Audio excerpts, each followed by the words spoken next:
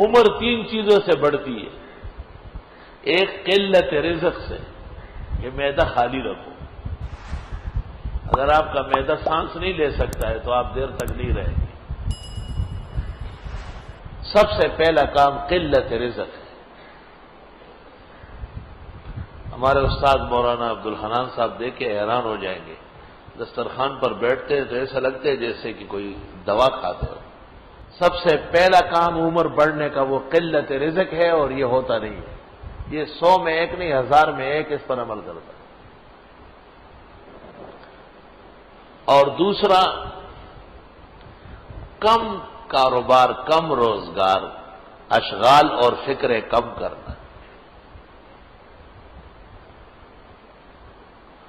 چنانچہ اگر استاد محترم کو کہا گیا کہ پوری دنیا کے مسلمان معاذ اللہ کافر ہو گئے، تو وہ کہیں گے اچھا ہو گئے، نہیں جا سے حکم جیو جہنم تھا، بس خبر ختم شو دین زیادہ غم شکو لے.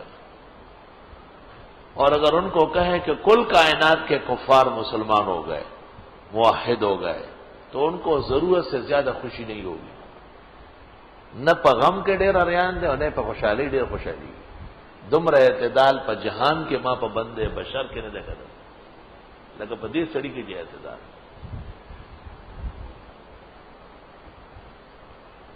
اور تیسرا، محبت کی زندگی گزارنا، نفرت اور بغض کا پروگرام نہ بنائے، خوش خوش رہے.